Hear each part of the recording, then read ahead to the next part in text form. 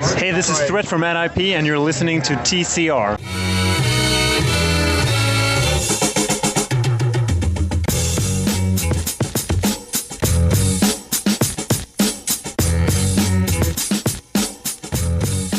That's right. Threat was not lying to you. You are listening to TCR, the Center Ring, your favorite esports podcast, coming to you live, pre-recorded from an undisclosed location. Episode 28. 28. And dare I say, it's probably the best episode we've ever done. We've worked extra hard on this. We've had an extra day to plan, thanks to playoff hockey delaying it. Is it delayed, or are we just on time? At this point? I feel like we are constantly a day late. But that doesn't stop breaking news from happening after we record, no matter what. On this episode, we will always end with the micro, a segment of just a bunch of stories we don't have the time to get to. We'll have a little bit of Heroes of the Storm on the show this week. Heroes of the Storm making its way into esports drama. That's how you know it's becoming popular. What's that quote? We're esports now? Yeah, we're esports now, fam. Because Heroes of the Storm is having its drama. Which, that's what makes an esport, right? So we definitely will talk on there and maybe see... I have some hot sports opinions on that, so maybe correct me if I'm wrong, if I'm out of line. The meat to the sandwich will be the Olympics talk. It's everywhere. I'm sure you've heard about it. Is esports ready to become an Olympic sport? Is that insane to talk? We'll dive into that. We'll dive into that in the middle of the show. That's going to be our second segment. Our first segment, though, will be CSGO Malmö and a little bit of just CSGO news. Because Malmö, at this point in time, I feel like is old news. But there are talking points that I want to address. So we'll discuss some CSGO just in general to start the show. But first, I'll be one of your hosts. Oh, go ahead. No, go ahead. Malmö ended 2 days ago. And it feels like old news. So that's... We were discussing. Anyway. We will talk about some Freakazoid roster moves that happened last week, and it feels ages. That's just how it works. Anyways, I'll be one of your hosts for today. My name is Tim. The gentleman who rudely interrupted me in the show intro is named Brandon. How are you doing today? I was just trying to get some more FaceTime in the first minute. You gotta get your demos in, man. You can't turn in that audio demo if you're not on the show. I understand that. I respect that. I respect hogging airtime for the sake of getting your demo tapes in. So anyways, we are the Center Ring. You can find us on Twitter at the Center Ring. Our website, www.worldwideweb.tcr.gg. You can find me on Twitter at Pirate Mushroom, Brandon on Twitter at BrandAnyNew, if he hasn't changed it. Nope, Still the same? Yeah. Good deal. I think I'm rolling with it. So that's how you can catch up with the show if there's any breaking news, like we're going to do this a day late because Dallas Stars have to play. And, we can't do a show during playoff hockey. That's just impossible. It's important. That takes priority over the show any day of the week. So, but getting into what also takes priority over the show, and that is normally CSGO. That's normally what we'll dive into every episode, is something to do with Counter-Strike Go, because there's always something going on. So there was Malmö, DreamHack Malmö. It wasn't a major or anything, but still, nonetheless, it's a DreamHack that you need to pay attention to. Like you said, that only happened 2 days ago. It closed off on Sunday, and it's only Tuesday, but yet it feels like so much has changed. The world has moved on, but there are still things that I want to discuss, okay? Like, for instance, Tyloo, Chinese team. They've been around, okay? But no one really, I think, expected them to do anything. Well, they start by upsetting Team Liquid, knocking them out of the tournament, and everyone freaked out. Like, everybody blew up. What's funny about that is Tyloo knocks Liquid out, and everybody's like, what's wrong with Liquid? Something's wrong with Liquid. And then Tyloo decides to have another upset and knock out defending MLG major champions, Luminosity. So I asked you the question, and I also asked it in Discord chat, which no one is in, by the way. The fact, does Tyloo defeating Luminosity make Liquid's loss look any better, or is it still just as embarrassing? We should address, they were both best of ones. No. Oh, no, I'm sorry. Tyloo, Liquid's was best of ones. Yeah, Tyloo actually lost to LG in their best of ones, 16-7. You're correct. And then went on to beat them in the best of 5, or best of 3, sorry, 2-1. Yes. Okay, I stand corrected. You're right. They did lose to them in their best of 1, but beat Liquid in the best of 1. So Liquid, they went to overtime with Liquid. They won 22-19. In the best of 3, they did not go to overtime a single time. So, do you think, I'm with you, same question. Liquid took them to overtime in a best of 1. So just mathematically, LG lost a best of 3. Liquid without OT. Top NA tip? Top NA. Just mathematically, it's done. Exactly. Done. Yeah. We settled the mystery there. No, but seriously, is it something that even worth having a deep discussion on? Like, it's not. Geez, how does Luminosity and Liquid, do they look at this? Or is this one of those cases where just throw the film away? It's pat Tyloo on the back and say, crazy good job, and we'll move on. They got a bunch of comments, positive comments about their tactics and the way they were playing and how they were adjusting to teams. So, I mean, that's great. You know, the story about their manager came out that he was up all night, every night, watching demos to make strategies against, the teams they were playing. That's fantastic. And it's such a cliche, but there's truth to it. When a new team comes in and it has been able to prepare for the other teams, whereas the other teams haven't had much, or they might overlook, or not care about, or haven't prepared as much for them, there's obviously, there is some competitive advantage there. And you kind of see that twice in this tournament with Godsent, which I don't like that name, by the way. Me either.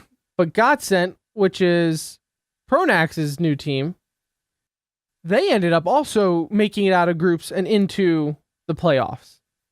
So that's another team that, for the most part, wasn't on radars, but they actually ended up being top 4. So again, that's another example of just some of the crazy things that happened in this tournament. First off, like we said, so Team Liquid and Luminosity were eliminated. To further spit on the nation of Brazil, Tempo Storm, they were eliminated. They got 12th place. The disrespect for Brazil in this tournament. Like, how Fallen can even comprehend the way the world just didn't show respect to the Brazilian scene. I don't know how he's even handling this horrible news. But no, in all seriousness, it was a crazy tournament. Astralis was eliminated very early on. NIP ended up eliminating them in their group. Dignitas actually ended up winning Group C, which was made up of Dignitas, NIP, Astralis, and Lounge Gaming.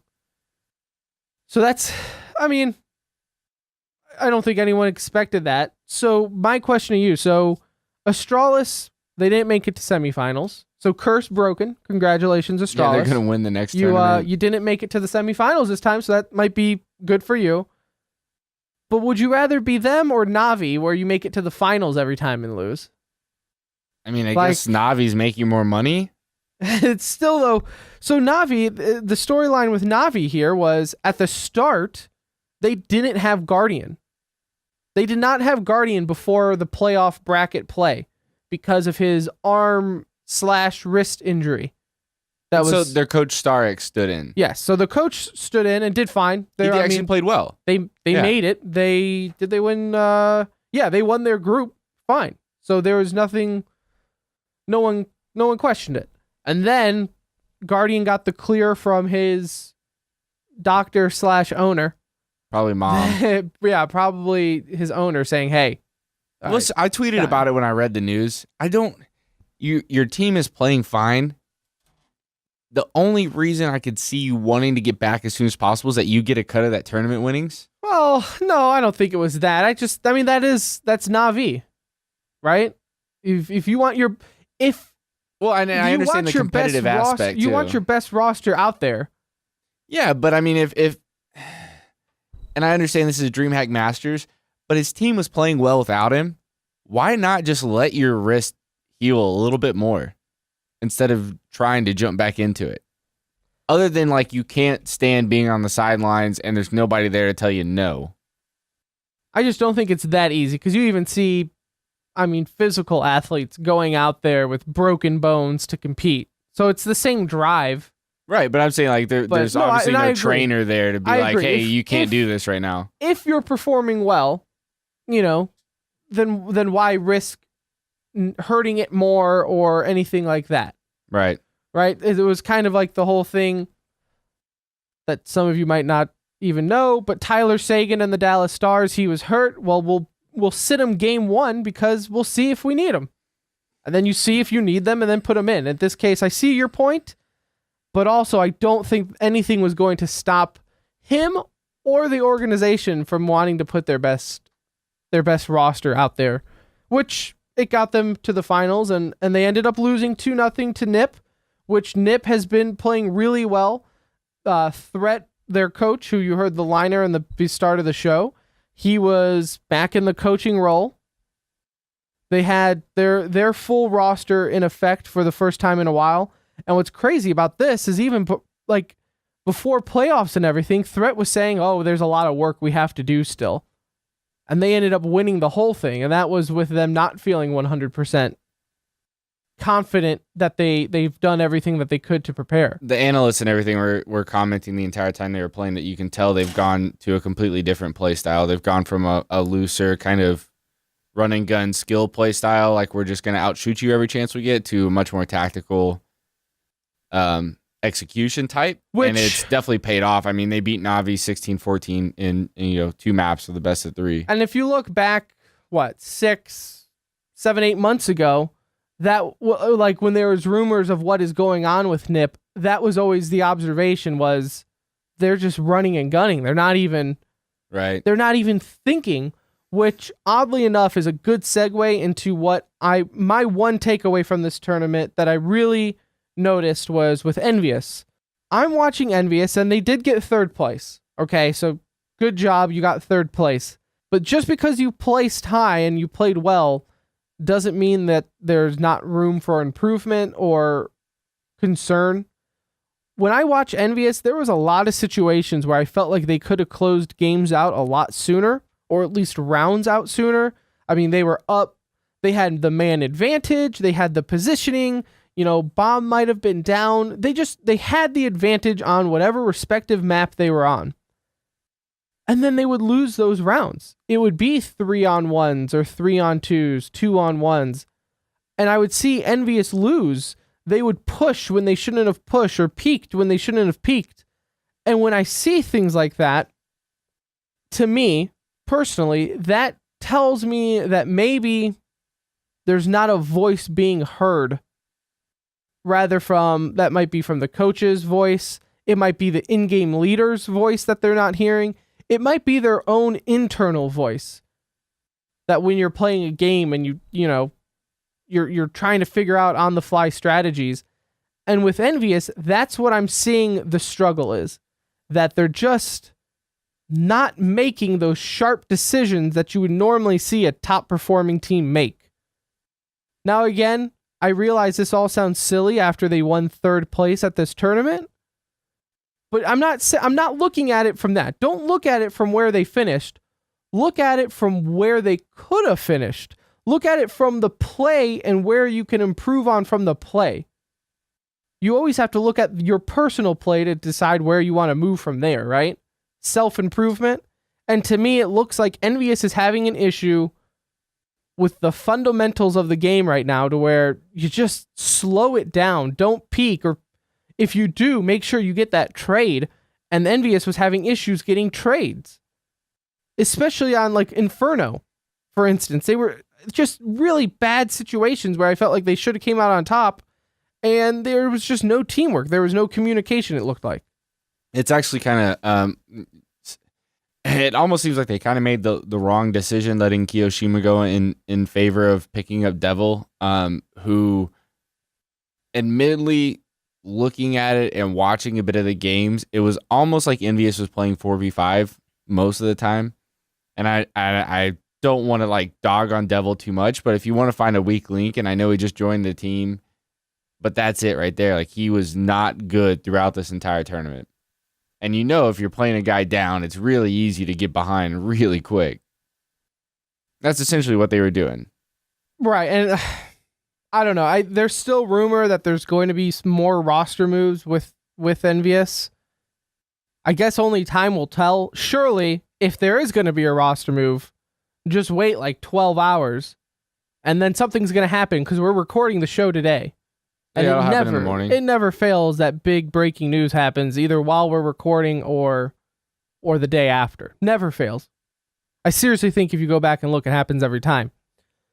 But that's my takeaway with Envious, is that I think every team and where they finished on this tournament is kind of where you expected, or if they did be eliminated soon, like Liquid or Luminosity, it was just toss it up to a one-off kind of deal. There is no cause for concern. As far as their play, there might be cause for concern elsewhere, which we'll touch on here in a second. But with Envious, that was the one team where watching, I was like, man, they could be looking a lot better. I don't know. They could be playing the same and still get third place. That could very well be possible, because you're looking at Nip and Navi, but they could have played a lot better. Do you think that more time with Devil on the roster could improve? I mean, if you're saying fundamentals, it's more like it almost seems like the players may have cashed in, like they're kind of. But it's almost like like watching. I didn't think Devil was part of the issue. It could have been part of the frustration of, we have this new guy and we're not playing as a team as well, so that affects everybody's individual game. But I mean, it was, Happy and Kenny S left alive, and it's like, man, it's just the sharpness. They did not look sharp to me. Gotcha. They didn't look bad. They just didn't look sharp. I felt like they could have looked better, if that makes sense. But moving on just to regular old CSGO news, because a lot happened. So Freakazoid ended up stepping down. The very vague, I'm leaving the team statement. Which seems to happen more and more in esports, where these professional gamers just decide to leave it all behind. It's strange. So that he stepped down. He's currently in a sub role, which seems to also be a common theme, that when you step down, you say, yeah, I'll be a sub. That's when you're still under contract, and they're looking for somebody to buy it out.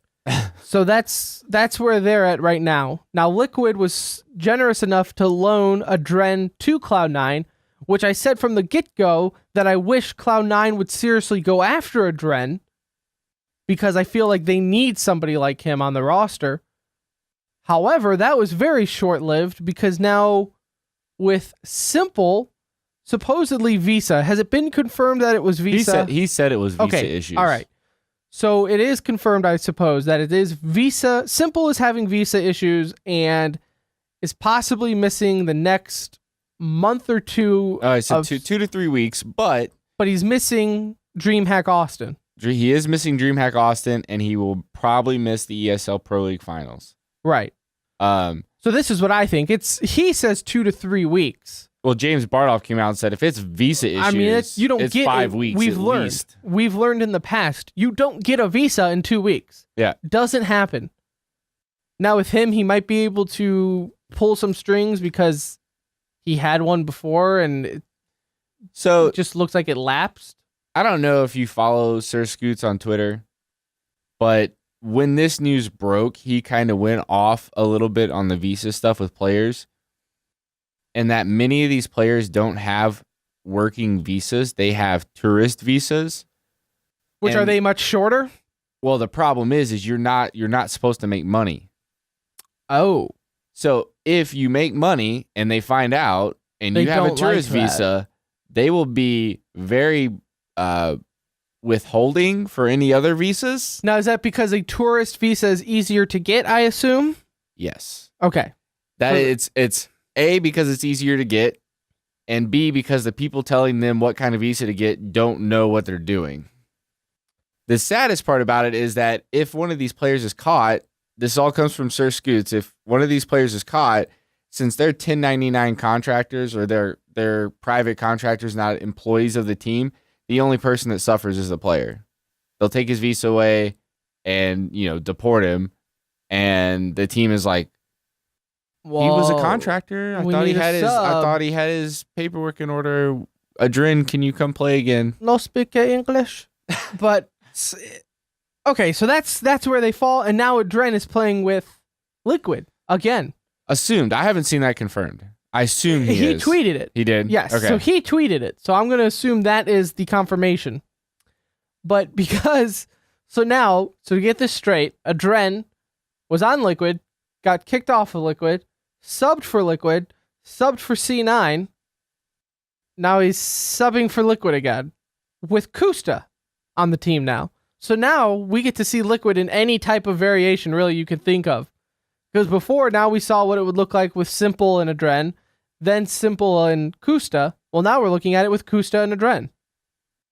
So literally, I mean, as far as this is actually kind of like a real roster now. It really is. Like you want to talk about roster moves and comparing which one's going to work out best. I mean, Liquid's management has their work cut out for them, because what if all of a sudden they just click and Simple was the problem all along? You're feeding the Reddit trolls right now. What if Simple was the problem? What if Simple was the problem? We've always heard that he was a diva. He was difficult to work with. Maybe in a perfect world, I can have that drama, that perfect storm. I think he's an 18-year-old kid. Well, I think that's an issue, a deeper issue in all. Like, you want to talk about visa issues and, well, how does this always happen? This always happens with visa issues and blah, blah, blah. Well, first off, so yeah, Simple is an 18-year-old kid. When you were 18, did you even know, like, how to obtain a visa? No, I almost missed out getting my visa to go to Australia, and I was 26. Exactly. So you're considered a functioning adult right now. Now imagine, because a lot of these organizations, the owners are in their 20s or 30s. So now they're responsible to make sure everybody gets their visas in a responsible way, in legal way, to get it for 5 other kids. What's crazy is that just the implications of like the employment and the visas and stuff, they don't move. The government does not move fast enough for esports. Could you imagine if Simple had to wait for a visa? He would have already been kicked off of Liquid and somebody else would have taken his place. I mean, that's kind of happened for the next two tournaments. Mentioned, like, with the whole visitor, the tourist visas. Like, do you think those... I don't want to make every organization out to be the bad guy here, but I can promise you some organization out there is like, whatever, you get the visitor one. Who cares? It's the same thing. You could stay here and you can play. Yeah. They don't ever think anything's going to be following up with this to double check if, hey, are you really just being a visitor? Which, because in the past, that's probably true. But now that you're looking at, just for the CSGO majors from Valve, $4 million of payout over the course of the year. With 1 million plus viewers?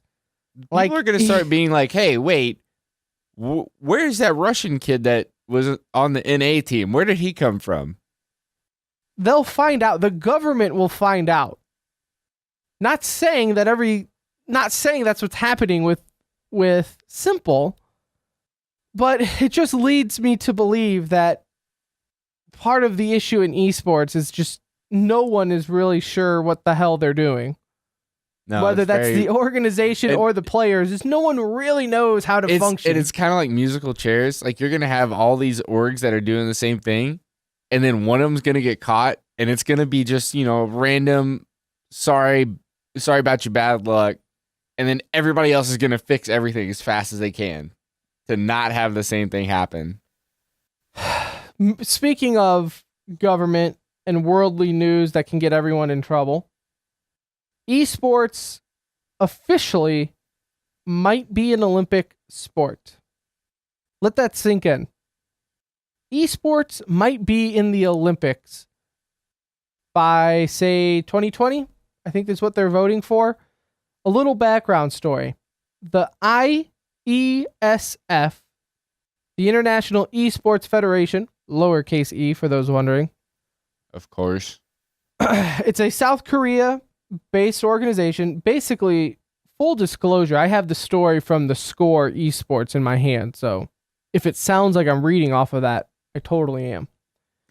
South Korea-based organization has applied to the International Olympic Committee for the recognition of esports as an Olympic sport.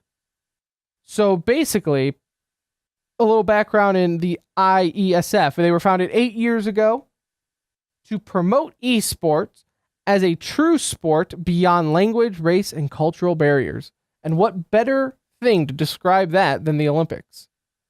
I don't disagree there. Do you disagree yet? If you were looking for something to be a true sport beyond language, race, and cultural barriers, the Olympics is a good place to start. Yeah. But here's, and I don't want to sound like I'm a negative Nancy all the time to the progression of esports. I just feel like I'm not as optimistic as the community. Because I feel like this is too soon.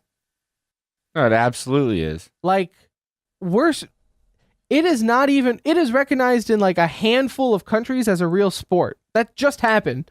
Like France and China just recognized it as a real sport. And all of a sudden we want to go to the Olympics? Like, hold up. We don't even have a players union. We have to have pro bono organizations to give the players advice. And yet we want to go to the Olympics? Does that not seem a little insane? I mean, we can't even... Esports has an underage betting problem, for God's sake. Like, this is not the community. This is not... And I'm not trying to say that the Olympics are some higher power that we should all strive to be. I don't really care. I mean, the Olympics, ask anyone, the Olympics have their own flaws themselves. I mean, this is an organization where almost took wrestling out to be an official sport that's been there since day one because of cost basis. It's just, it was not a popular one, so they were going to boot it. So the Olympics has their flaws. But I don't think esports is mature enough to be considered for the Olympics. And I agree. And it has nothing to do with the fact that it's not you'll notice, I or Brandon have not once brought up the fact that it's not physical, because the Olympic has things like chess in it. Now, chess started out, 1999 was the first appearance of chess. Okay? To put it in perspective, though, on how long chess was around before people thought, maybe this can be in the Olympics. In 1886 was the first world championship of chess. And chess has been around since 600 AD. So it's been around for a couple of years. And it's just now relatively a new Olympic sport that started in 99. You know what this Esports is literally... I know esports has been around for a long time, but in this form, esports hasn't even begun. To me, when I look at this, so there's two things that pop out. First, I've never heard of the IeSF before. I understand they've been around a while, and I see here that, like, once again, I also have the Score Esports article up, that they're an official signatory of the World Anti-Doping Agency for Esports. So they promise that, I guess, the players won't take Adderall. Yeah, they signed up with that federation. And the other thing that jumps out at me is that there's not really there's no serious qualifications to apply to be recognized by the International Olympic Committee. Well, and this is one thing too that's I feel is going to be a big hurdle if esports is to ever make it in the... I feel like, and we'll use the IeSF, for example. they have a better chance of just organizing a really legitimate World Cup of esports, whatever you want to call it. I'd rather just call it the World Cup of esports every 2 years or whatever. Make it mean something. Don't make it every year. We don't need a World Cup every year, but make it every 2 years, like the regular World Cup. Well, they have that already. I need like an official, like a real one. Right, but I mean, they've got one that has the countries that participate. Make but it it's an like event. Second tier teams because none of the tier 1 players want to break away from their regular teams to go play for that. And it's also an issue that most teams are already, based off of the country's best anyways. Like if you had to pick, we're just now starting to see. If you had to pick mingling. Sweden, wouldn't you just pick Fnatic anyways? Yeah, well, we're just now starting to see, especially here in North America, because our talent pool is like shallower than a kiddie pool. We're bringing players over, so eventually I think it's going to mix up, especially if it's like every other North American sport where we will throw gobs of money at people to come play here. But one thing that I think is going to be a hurdle, if they ever want esports, if we ever want to see esports in the Olympics, is esports is such a broad term. Look at anything that has a tournament and a prize pool is called an esport. Oh, what was that game? There's the Clash of Kings or whatever. That's the one, yeah, that has Clash of Kings has an esports division. Madden has an esports division. Forza Motorsports has an esports. Yeah. Everything that has a tournament is considered an esports now. And there's going to have to be a committee that has to not only convince the Olympic Committee that esports needs to be there, but now they have to convince them what games have to be there. Like what makes Counter-Strike so much more qualified, say, over Overwatch? Or what makes Dota more qualified than League of Legends? Are we going by just popularity? Is that going to be their thing? Is like, look, this could bring you a lot of money? Or, and then you run the risk of game developers being held hostage by whatever the committee decides is going to be a legit esport game and what's not. Because how many games we got coming out now that their entire marketing strategy is to become a popular esport? Almost every game. Every single one of them, yeah. Every game has some... Even the Doom game is trying to do that. Yeah, and Doom. Whoever thought Doom was going to even try to do that? So... That's one of the biggest hurdles I feel like is going to happen. The other thing is and they even mentioned this in the Scores article, that an additional hurdle that they have to overcome not only is the IOC, it's the recognition is a Sports Accord membership. And what that is the membership in Sports Accord basically means that esports fits their definition of a sport. Do you have that in front of you? Yes. Oh, like the definition? No, I don't. Do you want it? Do you have it in front of you? Yeah, give me it. So it has to be categorized as primarily physical or mind or motorized or coordination or animal supported. So like that's weird, but okay. What do they call the stuff like with horse? like the falcon? Okay. I guess animal Anyway. supported. Okay. It can be categorized in any of those things. And the esports can as primarily mind. The Sport Accord definition of a sport, it has to have an element of competition, which it does. It should not rely on any element of luck specifically integrated to the sport, which I think would be a huge freaking hurdle because people purposely code in luck to make it more competitive. That's RNG. Looking at you at RNG. Yep. It says should not be judged to pose an undue risk to the health and safety of its athletes and participants. Also could be argued sitting for 15 hours a day and playing video games could pose a health risk. We just got to get like Pasha in there. just make Pasha the poster boy. He plays esports. It can't be harmful to any living creature. There's so much trash you can go into that. And not rely on equipment that is provided by a single supplier, which is not a problem because computers. I mean sponsorships, but whatever. I mean, and then lastly, it says any applications for mind games, which I assume is what esports would fall under, will only be considered after consultation with the International Mind Sports Association. So not only do they have to go through the IOC Sport Accord, but they also have to go through the IMSA. And here's my theory on this. So esports is becoming more popular, right? Not only for the sake of it's actually earning its right as far as a credible competition, but also Alchemist even tweeted this out, friend of the show, that it's either, some of us view this as a sport and some of us view this as marketing. So that's helping esports both good and bad. The fact that the competition is becoming good enough to where it's relevant to where people who don't play the games are even into it because they can respect the competition. But at the same time, it's bad because big companies don't really care about the sport itself. They just see youth and impressionable audiences. But however, the Olympic Committee and this Mind Committee and all that, I can't imagine are like the youngest crowd. Oh, absolutely You're fighting a bunch of olds to convince them that video games, they don't see it as esports. Like, get that out of your head right now, that you're going to convince them with your Reddit petition that it's a real sport. Because the olds in the Olympic Committee are not going to view this as an esport. They are going to view it as video games. They're going to view it as Mario.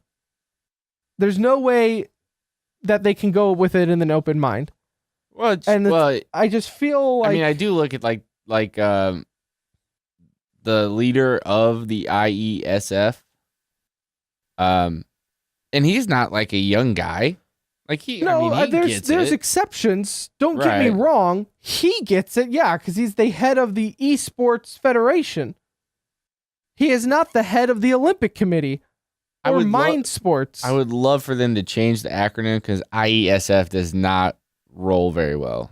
What about just IEF? That's right. Yeah. Why does it have to have an S in it? Because you got to have a lower cap E. Duh. So overall, do I think it's going to happen? No.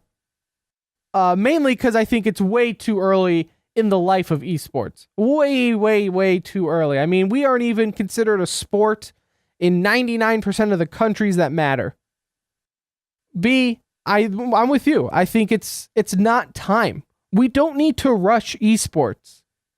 To me, this is a chance at free, positive public relations for the IeSF. Like, it's as far as getting the public on their sides? I think they know. So when I was talking earlier about the two things that jumped out at me, I think they know that this would never happen. But the fact that they're trying, I now know what the IeSF is. And you think that they're doing this partially just to... Yeah, I think it's a PR move from top to bottom because there's no one in their right mind that thinks this esports is going to get recognized as an Olympic sport. It would be hard to press. I don't think it's... I don't know. I honestly don't know. When I saw this, I just kind of shook my head and laughed and thought, there's no way someone thought this was going to work, whether it was a PR move or not. The uphill battle is ridiculous, and I think it's almost ridiculous that we think that it can be an Olympic sport just yet. And what's going to be hilarious, though, is when the IOC denies it. Like when they say, like, there's no, this is not going to be an Olympic sport. Oh, the uproar is going to be ridiculous. It's going to be like... Everybody will take this personal. It will be a personal attack on everybody. It's a win-win situation for the IeSF. They can be like, hey, we tried, guys. Sorry, and come support us. What's going to convince the Olympic Committee more than a bunch of raging 14-year-olds telling them to suck it? We'll keep an eye on it. I guess, apparently, when is it? Review recognition. They'll review the requests starting December. So... we'll have a little bit. Oh, probably we won't find out for about another year or so what the word is, but nonetheless, it's happening. it's happening, so at least we'll get a result here or there. But moving on real quick to the last segment of the show before the micro, of course, is Heroes of the Storm drama. As I said in the teaser of the segment at the start of the show, Heroes of the Storm is making a splash in the esports world. It's becoming more and more popular, especially with Heroes of the Dorm wrapping up a couple weeks ago. And now they have their own drama going on between organizations. Panda Global and Team Blaze had their own little dispute going on. Do you want to introduce this? You have it up in front of you. So UTA/Arlington, Texas based. Shout out to the local team, Team Blaze. Not to show any bias or anything, has apparently lost their team, and they lost their team to team, was it Panda Global? Kind of at the hands of both the team and Panda Global. So according to Patrick Smiley, who tweeted out, he said his players were poached away. Team Blaze was not a part of any negotiations. I'm closing the doors to Team Blaze until I can work out my plan. And poach is such a strong word. That is such a... Poach says a lot. Not only is it saying that I had nothing to do with it, but it's also like taking blame to the other organization. Like, it's almost like an attack saying that you poached the players away.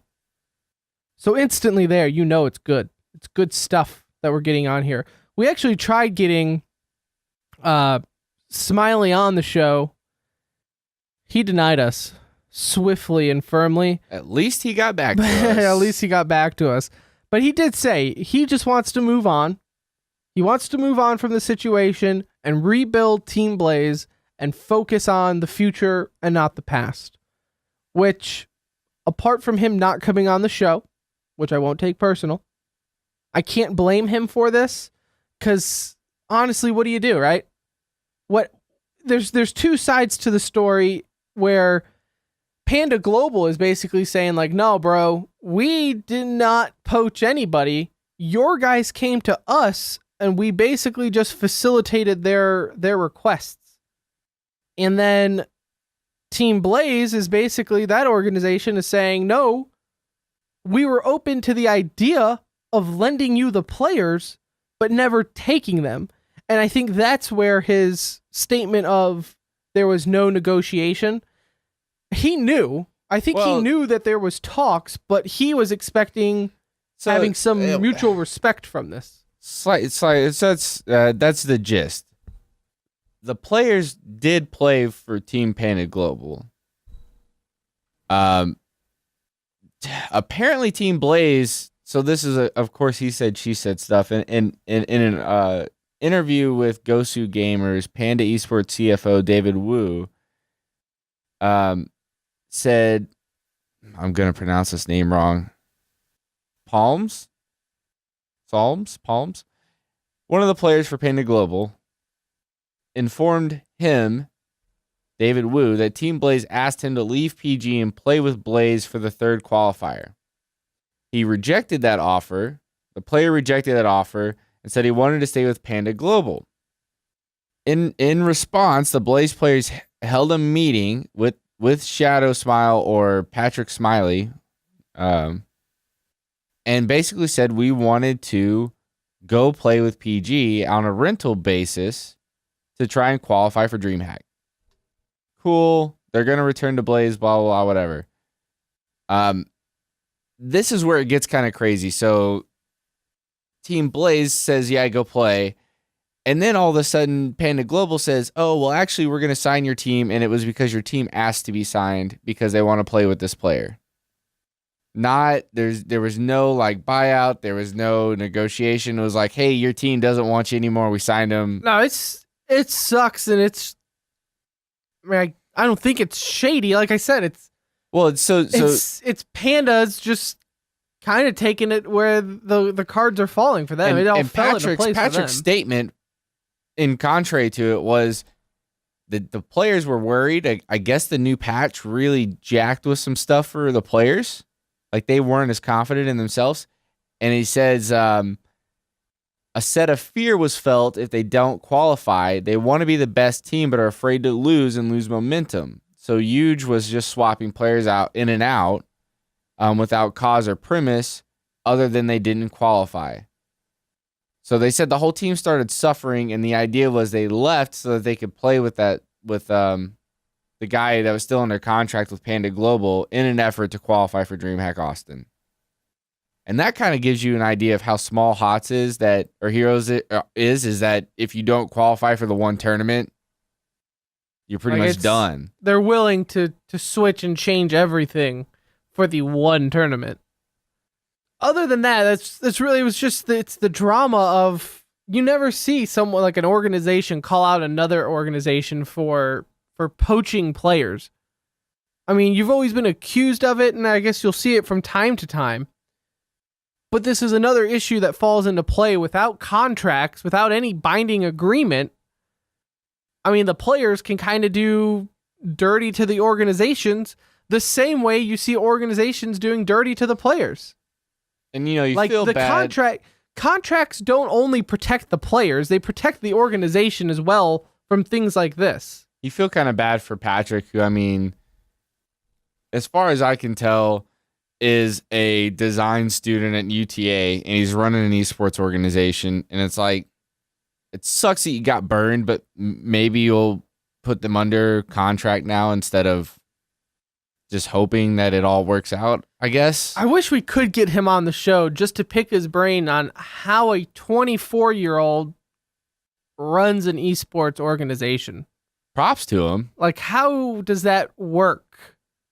Because maybe he can't put them under contract. Like, maybe that's never even crossed his mind of like, oh, I guess I could put them under contract and pay them, but I don't know. I would love to get him on the show. Maybe we can say, hey, let's talk about this and that, and let the past be the past, and look on how you're planning on rebuilding team plays. Nonetheless, though, that's some interesting stuff, and I guess we can follow all up with it all when we are at DreamHack Austin, because we can actually watch this tournament live, which I'm sure the crowd won't be that big for Heroes of the Storm. Nonetheless, though, what do you have for the micro? Couple things for the micro. The Star Ladder I-League Dota 2 Invitational for Season 1 was over this past weekend, and VC Gaming Reborn defeated Navi in the finals 3-1. They play best of 5. I can't imagine how long a Dota 2 best of 5 is. Long time. But that is the main event. VC did end up taking that win there. It's Star Ladder. In kind of strange news, PAX East coming up in Boston soon is going to feature two Big Ten teams, Division I collegiate teams, playing each other in League of Legends. Ohio State versus Michigan State. Are you gonna try and watch that one? Root for Michigan State. I think the real question is Michigan State, which was my favorite college growing up, enough to get me to watch a League of Legends game? I think that's the real question there. So and it's enough to have it in the background. I don't know why. Like, I'll watch any other MOBA. I don't know what it is with League. If you're a regular listener to the show, I think we've brought it up all of maybe twice. So, I can't watch thing. Dota and League in general. I'll let people who are way smarter at it. Apparently, according to the ESPN article, 13 of the 14 Big Ten schools have official clubs dedicated to League of Legends. Does it say what's the one school without it?